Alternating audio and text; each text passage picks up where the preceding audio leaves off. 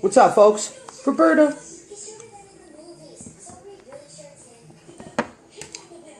How's everybody doing today?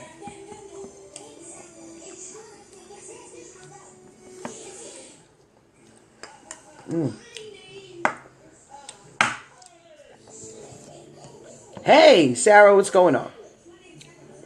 So,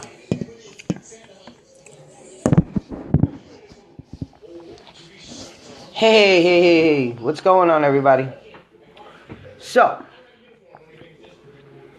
let's go into another one of the...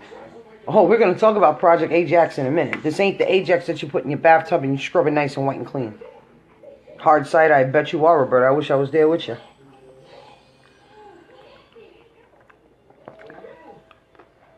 So, as we know, the CIA has done some real dirty shit back in the 50s, the 60s, and the 70s. So let's talk about another project that was under MK Ultra. Okay? And it's Project Ajax. Remember when we talk about how when the United States tries to bring in their democracy and everything dies? Well, this happens to be one of them. So, this is the coup of the this is the 1953 Iranian coup, Project Ajax. The date of this was from 15th to 19th of August of 1953. Location: Iran. Successful overthrow of Prime Minister Mohammad Mossadegh. General Fazollah Zahedeh appointed as Prime Minister of post-coup military movement. Monarchy increased the power relative to elective government. Iranian becomes buffer zone against the Middle Eastern Soviet expansion. Period of discontent among Iranians climaxing in Iranian Revolution. And here we go. In 1953, the Iranian coup, known as Iran as the 28 Mordad coup, was the overthrow of the Prime Minister Mohammad Mossadegh in favor of strengthening the monarchical rule of Mohammad Reza Pahlavi on 19th of August of 1953, orchestrated by the United Kingdom under the name Operation Boot and the United States under the name TP Ajax Project or Operation Ajax. Mossadegh has brought to audit the documents of the Anglo-Iranian Oil Company. It's about fucking oil. And Iran, and the United States and the United Kingdom, with the CIA in partnership, are now there to overthrow the Prime Minister. For what? Let's take a look.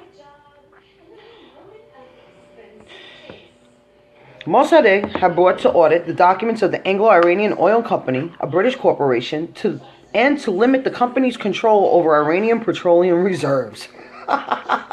This country is great, isn't it? Upon the refusal of AIOC and to cooperate with the Iranian government, the parliament, the Majlis, voted to nationalize Iran's oil industry and to expel foreign corporate representatives from the country. Now we know why the United States is involved. And the United Kingdom. Imperialism at its finest, folks. After this vote, Britain instigated a worldwide boycott of Iranian oil to pressure the Iran economically. Initially, Britain mobilized its military to seize control of the British-built Abadan oil refinery. Then the world's largest, but Prime Minister Qamar Attali opted against to tighten the economic boycott while using Iranian agents to undermine Mossadegh's government. Winston Churchill, it's always about the, yes, mint chocolate chip Roxy, it's my favorite, and I got it on my shirt too. We'll change my shirt after. Look like a pig. Check this out. Winston Churchill and the Eisenhower administration decided to overthrow Iran's government through the predecessor Truman administration had opposed the coup. Classified documents now show a British intelligence official played a pivotal role in the initiating and planning the coup, and that the AOIC contributed $25,000 towards the expense of bribing officials. That's true. In August of 2013, 60 years after, the American Central Intelligence Agency admitted that it was in charge of both planning the execution of the coup, including the bribing of Iranian politicians, security and army high-ranking officials, as well as pro-coup propaganda. Operation Mockingbird, anybody? The CIA is quoted acknowledging the coup was carried out under CIA direction, and as an act of U.S. foreign policy, conceived and improved at the highest levels of government. Everything we touch dies. It just dies. Following the coup in 1953, a government under General Fazlullah Zahedi was formed in which allowed Mohammad Reza Shah Pahlavi and Shah of Iran, and the Shah of Iran, Persian for Iranian king, to rule more firmly as a monarch. He relied heavily on the United States to hold on to power until its own overthrow in February of 1979. According to the CIA's declassified documents and records, some of the most feared mobsters in Tehran were hired by the CIA to stage pro-Shah riots on the 19th of August. Sounds like any other propaganda we know about today? Pantsuit Army, Purple Revolution, paid protesters, same shit. Different country. Amazing how the government works, right? Other CIA paid men were brought into Tehran in buses and trucks and took over the streets of the city. Didn't I just say that? Didn't I just say that? Wow. I mean, this is amazing. Between 200 and 300 people were killed because of the conflict. Mossadegh was arrested, tried, and convicted of treason on the Shah's military court. On the 21st of December of 1953, he was sentenced to 3 years in jail, then placed under house arrest. Okay? For the remainder of his life. Other Mossadegh supporters were imprisoned, and several received the death penalty. After the coup, the Shah ruled as monarch for the next 26 years, while modernizing the country's using oil revenues until he was overthrown in the Iranian Revolution in 1979. Hey, Paul, what's going on? Here's the background. Through the 19th century, Iran was caught between two advancing imperial powers, Russia and Britain. In 1892, the British diplomat George Curzon described Iran as pieces on a chessboard upon which he is being played out a game for the dominion of the world. During the latter half of the 19th century, the concession policies of the monarchy faced increased opposition. In 1872, a representative, Paul Reuter, met with Nasir al-Din Shah Qajar and agreed to fund the monarch's upcoming lavish visit to Europe in return for exclusive contracts including mining and railway rights. The concession the Shah had given to Reuter was never to put effect because the violent opposition at home from Russia. In 1892, the Shah was forced to revoke a tobacco monopoly given to Major G.F. Talbot following the protest and widespread tobacco boycott. Hi everybody that's tuning in. We're looking at how the United States and the CIA, and this time with Britain, is killing Iran back in the 1950s. And here's a little bit of history behind it. In 1901, Mosaddegh al-Din Shah Qajar granted a 60-year petroleum search concession to William Knox D'Arcy. D'Arcy paid, looks like 20,000 pounds, or the equivalent of, and this was back in 1901, which is the equivalent to 10.3 million in 2010, according to journalist turned historian Stephen Kinzer, and promised equal ownership shares with 16% of any future net profits as calculated by the company. However, the historian L.P. Ellis Sutton wrote in 1955 that Persia's share was hardly spectacular and no money changed hands. On the 31st of July 1907, D'Arcy withdrew his private holdings in Persia, transferred from his British-owned Burma Oil Company. On 26th of May of 1908, the company struck oil at a depth of 1,180 feet. The company grew slowly into World War I when Persia's strategic importance led the British government to buying a controlling share in the company. So basically what we're seeing here is that the British are no different than the United States when it comes down to controlling oil and power. And Tosh ain't on here, it's Tish. Definitely. The British angered the Persians by intervening with their domestic affairs, including the Persian Constitutional Revolution in 1906. And I'm not going to go through all this blah, blah, blah technical stuff because we have more to cover. Oil nationalization. Where am I reading from? I got a couple of articles that I'm reading from. I'm actually doing key points. A couple of them are from my tinfoil hat sites. Here's the oil nationalization crisis. This one is from Wikipedia. Assassination attempt on the Shah and the appointment of the Mossadegh as prime minister. In 1949, an assassin attempted to kill the Shah.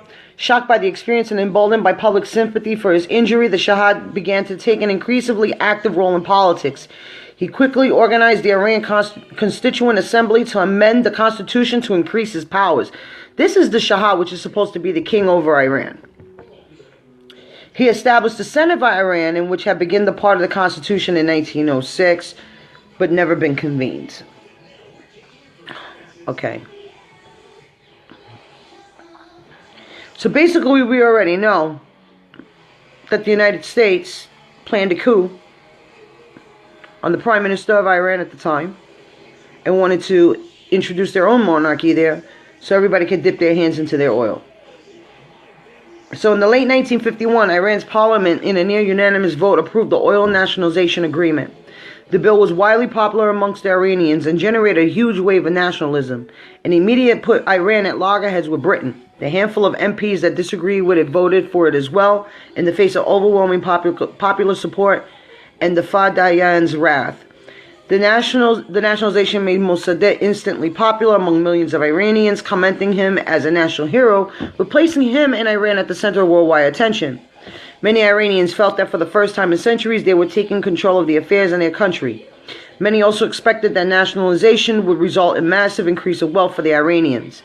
Britain now faced a newly elected nationalist government where Iran was Mossadegh, was strong backing of the Iranian parliament and people, demanding more favorable concessionary agreements, which Britain vigorously opposed. The U.S. State Department,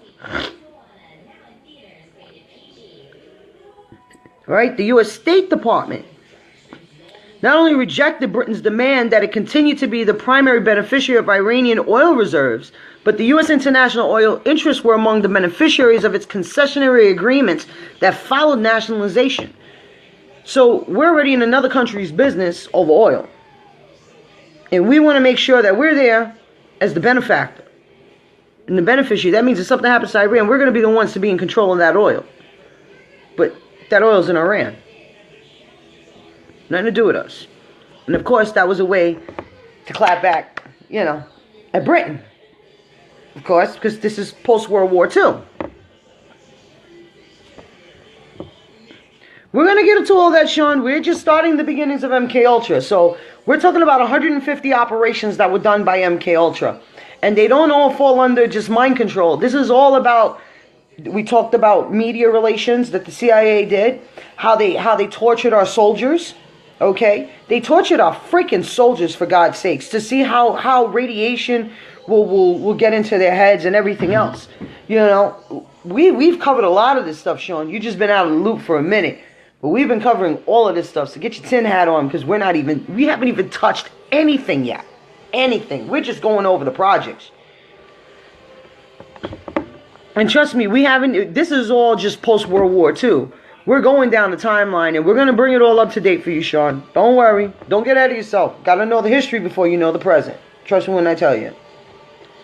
Crap. 1 second. Where was I? Yes. Here we are. So,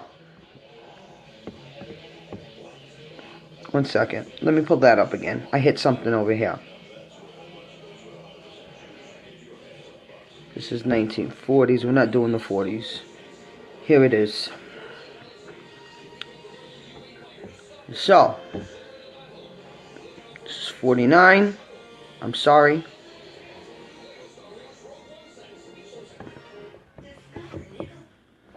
We did that. Here he is. Here he is. So Britain now faced a newly elected national government in Iran with Mossadegh with a strong backing of the Iranian parliament, and people demanded more favorable concessionary agreements, which Britain vigorously opposed. The U.S. State Department not only rejected Britain's demands that it continue to be the primary beneficiary of Iranian oil reserve, but the U.S. international oil interests were among the beneficiaries of the concessionary agreements following the nationalization. However, by 1952, the U.S. was becoming increasingly wary of Iran. U.S. reluctance to overthrow Prime Minister Mossadegh in 1951 when he was elected faded 28 months later when Dwight D. Eisenhower was in the White House and John Foster Dulles. Dulles, if you ever notice that name, Dulles is in every CIA operative project that's happened since MK Ultra. Remember that. We named the airport after him. Keep that in mind as we keep going on with MK Ultra projects. Remember Dulles. Dulles has been in every one of these projects that we've named so far. Paperclip, Artichoke, Bluebird, Mockingjay, and now in Ajax. It's already 5 projects that Dulles has been in out of 150. Right? Ha! That's right. Die Hard. So, yes, he is, but we're gonna Eva, thank you for joining us. You are gonna see a lot more of this stuff as we continue doing projects. Since I try to do a project every day, at least cover it, and then at the end we're gonna show how it's up to date. And we keep reminding everybody that just because these projects were the paperwork and the document was destroyed in 1973 under the CIA directive does not mean these things are not still operational, and they very much are. Remember Guantanamo Bay? That is as current as we can get it. Because Guantanamo Bay was the unethical torture of prisoners there. Okay, hey, what's up, Tori? They were the unethical torture of prisoners over there to make them talk, and it came to light because they started reporting on it, and that was part of Project Artichoke. Yeah, that was deep. So John Foster took helm of the State Department, right? Anglo-American Corporation on occasion brought down the Iranian Prime Minister and reinstated a U.S.-backed Shah. Doesn't that sound like Cuba before Castro? When they backed Batista there, so they could rape their resources and their lands on the backs of poor people. This is becoming a widespread pattern, isn't it? Alright? So, Harry Truman, the previous presidents have refused demand by the British and international oil companies to carry out the coup. Mohammad Mossadegh attempted to negotiate with the AOIC, but the company rejected his proposed compromise. Mossadegh's plan, based the 1948 compromise between Venezuelan government of Romulo Gallegos and Creole Petroleum, would divide the profits from oil 50-50 between Iran and Britain, against the recommendation of the United States. Britain refused this proposal and began planning to undermine the overthrow of the Iranian government. That summer, American diplomat Averell Harriman went to... I'm sorry, guys. Every time I do these series, it seems like... I'm always disconnected from you guys. Yeah. I know. Every time I do these series, it seems like they're always disconnecting me. Facebook said, this is censor book. It ain't Facebook no more. Believe me when I tell you. Woo. Anyway, if you can hear me, click a like. Just let me know you're here.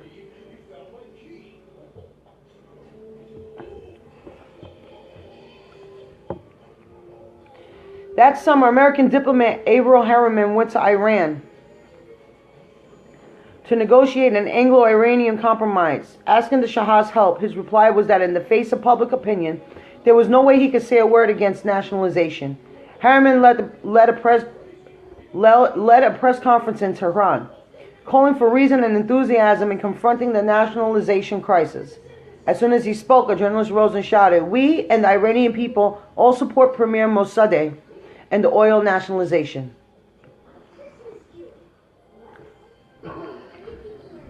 I know, I see that.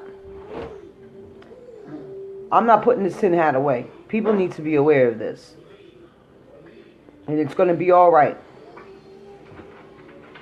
I'm not going to put it away. I'll never put it away. Refresh it. Guys, if you can't see me, refresh. Because of Iranian inexperience and the AOIC's orders that British technicians not work for them, thus provoking the Abadan crisis that was aggravated by the Royal Navy's blockading and export markets to pressure Iran not to nationalize its petroleum. The Iranian revenues were greater because the profits went to Iran's national treasury rather than to private and foreign oil companies. That means when Iran nationalized its oil refineries, it actually went to the government and it helped the people out and not to the privatizations of these big companies who were profiting off of it, off the backs and the labor of the people. And this is why the UK and the United States were totally against it. Because they weren't profiting off this crap, but the Iranians were. Now I know why they hate Iran.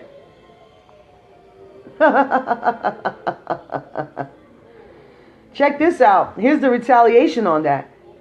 In 1951, the British have virtually ceased Abadan oil field production, forbidden British exports to Iran of key British commodities, including sugar and steel, and have frozen Iran hard currency accounts in the British banks. British Prime Minister Clement Attlee considered seizing the Abadan oil refinery by force, but instead settled on an embargo by the Royal Navy, stopping any ship transporting Iranian oil for carrying so-called stolen property. On his re-election as Prime Minister, Winston Churchill took an even harder stance against Iran. All for their oil. This is why we're in the Middle East, folks. Why do you think Syria is being bombed right now? Why do you think we killed Libya? Why do you think we killed that whole country of Libya? We didn't have to murder every person in there. All we had to do was murder Gaddafi. And while everybody's fighting for the scraps on the bottom, we're in there raping their lands for oil. How about in Saudi Arabia when we killed Hussein? Yeah, Hussein was a fucking tyrant. But you want to know something? He was a tyrant to the rest of the world. But in his country, he did for his people. Okay? He believed very well in his faith.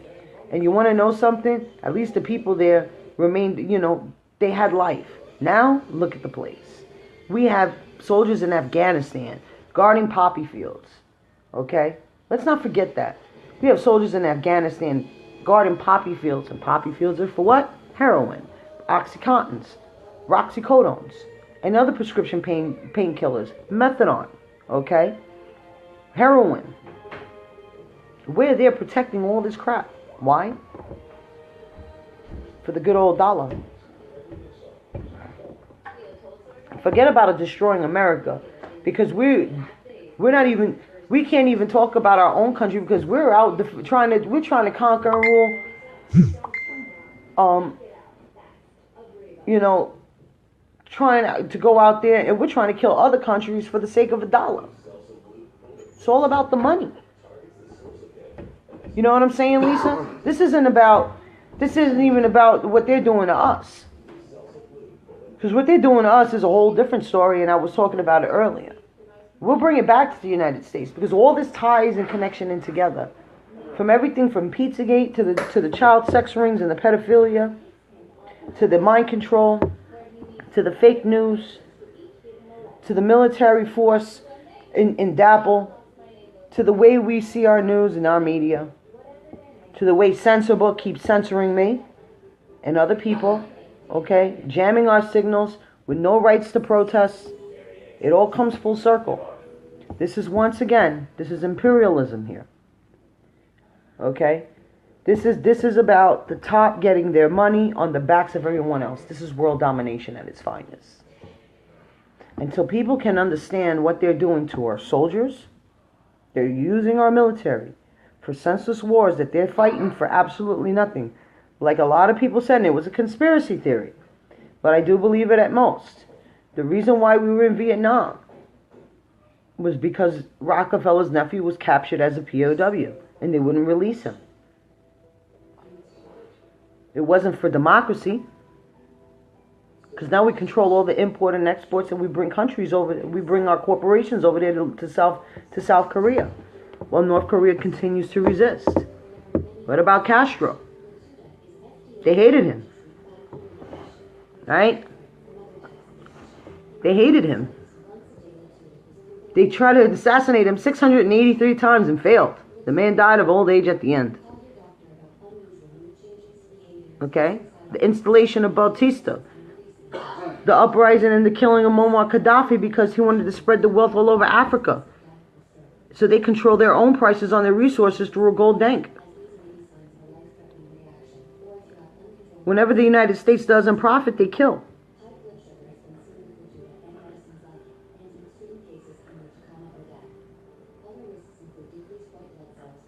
For what?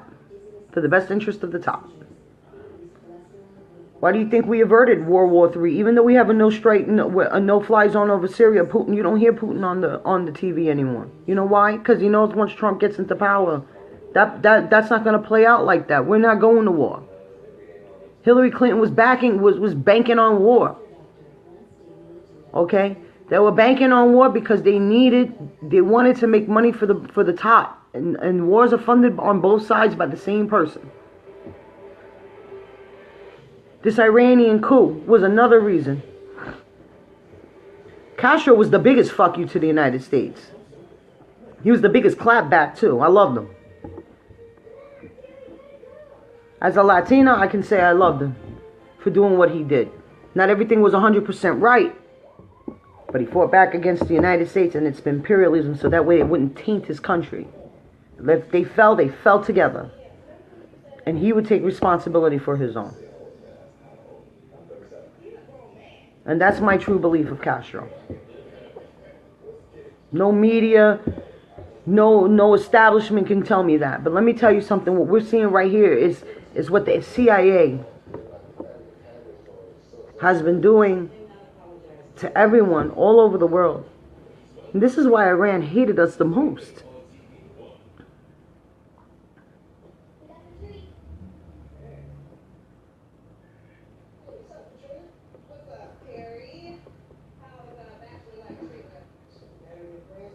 As you can see, ladies and gentlemen,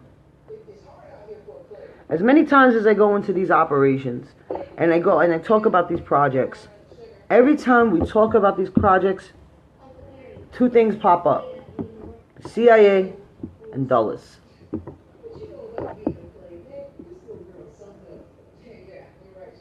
And every time I turn around, it's another country that they're trying to get into, trying to invade, that's quite as smaller than we are. Right? It doesn't have exactly our type of government. But what they look for is the weakest link by socialism. They look for these socialist countries. Well, that's the label. Or they could turn them into communist countries. Call them tyrants.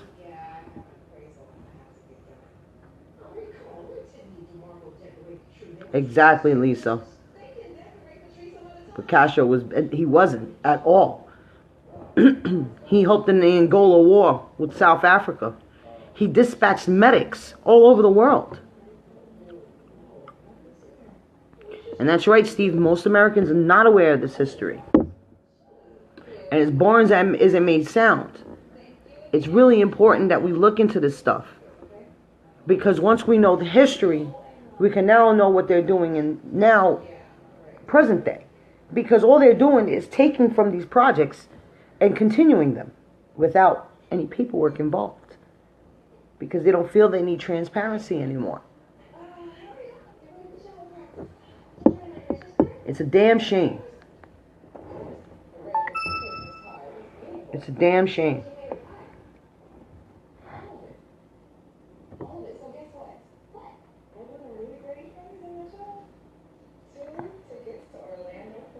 And as you can see, Britain played a part too. It's okay, Chris, and thank you for the ornaments. I got them today. Hope you saw the live feed from earlier. What is the biggest lesson on the planet? History is written by the conqueror and not the conquered. Exactly. And let me tell you something. Britain has played their part in this too, because Iran was a strategic point between Britain and Russia. Okay? And the Royal Navy got involved with this, with the embargo, to making sure that they didn't trade any other goods with the Iran. Okay?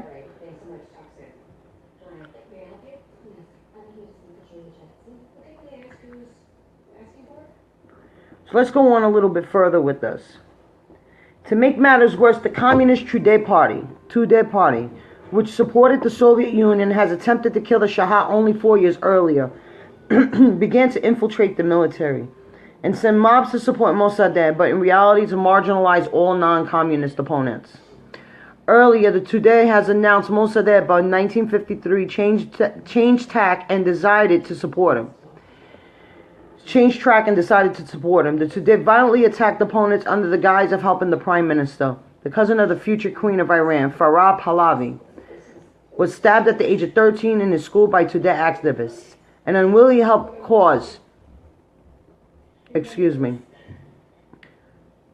unofficial alliance and convenience with each other. The Tudeh were foot soldiers for his government, and effectively replacing Fadayan on that role, all the while secretly hoping that Mossadegh will institute communism. Pro-Shah's mobs were also carried out attacks on Mossadegh opponents, and there may have been some CIA coordination. I believe so. So let's talk about the final months of the Mossadegh government. By 1953, economic tensions caused by the British embargo and the political turmoil began to take a major toll upon Mossadegh's popularity and political power. The people were increasingly blaming him for the economic and political crisis. Political violence was becoming widespread in the form of street clashes between rival political groups. Mossadegh was losing popularity and support among the working class, which has been his strongest supporters. As he lost support, he became more autocratic. As early as August of 1952, he began to rely on emergency powers to rule, generating controversy amongst his supporters. After an assassination attempt upon one of his cabinet members and himself, ordering the jailing of dozens of his political opponents, the act created widespread anger amongst much of the general public and led to the accusations that Mossadegh was becoming a dictator. Let me tell you something. Anytime you hear assassination attempts and they don't tell you who it is, believe me, the CIA are behind it. The Tudeh party's unofficial alliance with Mossadegh led to fears of communism, and increasingly it was the communists who were taking part of the pro-Mossadegh rallies and attacking opponents. By mid-1953, massive resignations by Mossadegh's parliamentary supporters reduced the National Front seats in parliament. A referendum to dissolve the parliament and give the Prime Minister power to make law as submitted to voters, and it passed with 99.9% approval, 2,043,300 votes to 1,300 votes against. The rigged referendum was widely seen by opponents as a dictatorial act, and the Shah and the rest of the government were effectively stripped of their powers to rule. When Mossadegh dissolved the parliament, his opponents decried this act because it had effectively given himself total power. Ironically, this undemocratic act by a democratically elected prime minister will result in a change of events leading to his downfall. Here's the execution of Operation Ajax. This was when they unseated Mossadegh. The official pretext at the start of the coup was Mossadegh's decree to dissolve parliament, giving himself and his cabinet complete power to rule. While effectively stripping the Shah of his power, it resulted in him being accused of giving himself total and dictatorial powers. The Shah, who had been resisting the CIA's demand for the coup, finally agreed to support it. Having obtained the Shah's concurrence, the CIA executed the coup. Again, the United States putting their nose where it doesn't freaking belong. But of course, because it's oil, they have an interest in it. Farman's royal decrees dismissing Mossadegh and appointing General Fazollah Zahideh, a loyalist who has helped the Reza Shah reunify Iran decades earlier, were drawn up by the coup plotters and signed by the Shah. Having signed the decrees and delivered them to General Zahidi, he and Queen Soraya departed for a week-long vacation in northern Iran. On Saturday, the 15th of August, Colonel Nematollah Nasiri, the commander of the Imperial Guard, delivered to Mossadegh a firman from the Shah dismissing him. Mossadegh, who has been warned of the plot probably by the Communist Tudeh party, rejected the firman and had Nasiri arrested. Mossadegh argued that his trial after the coup, that under the Iranian constitutional monarchy, the Shah had no constitutional right to issue an order to the elected prime minister's dismissal without the parliament's consent. However, the constitution at that time did allow for such action, which Mossadegh considered unfair. A lot of things are unfair in life. The action was publicized with Iran by the CIA and the United States by the New York Times. You see how these people use the media to create firestorm when they want something done their way?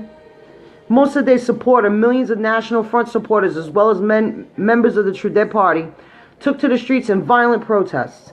Following the failed coup attempt, the Shah, accompanied by his second wife, Soraya Esfandiari Bakhtiari, if I said that wrong, I am so sorry, and Abdul Fath Atabey, fled to Baghdad. Arriving unannounced, the Shah asked for permission for himself and his consort to stay in Baghdad for a few days before continuing on to Europe.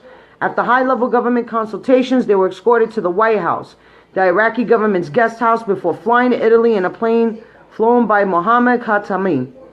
After the first coup attempt failed, General Zahedi, declaring that he was the rightful prime minister of Iran, shuttled between multiple safe houses.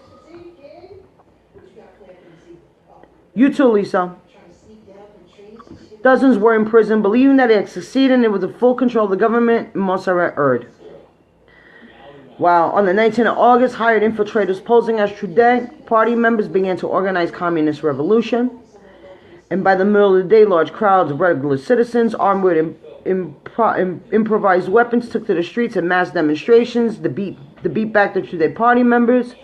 Under Zahideh's authority, the army left its barrack and drove off the communist Trudeau in the storm of government buildings with the support of the demonstrators. Wow. And again, as a condition for restoring the Anglo-Iranian Oil Company in 1954, the U.S. required removal of the AIOC's monopoly. 5 American petroleum companies, Royal Dutch Shell, the company France, the petroleum, were to draw Iranian's petroleum after the successful coup, Operation Ajax. So in order for them to uproot the prime minister or the premier of Iran, they will get oil beneficiary rights.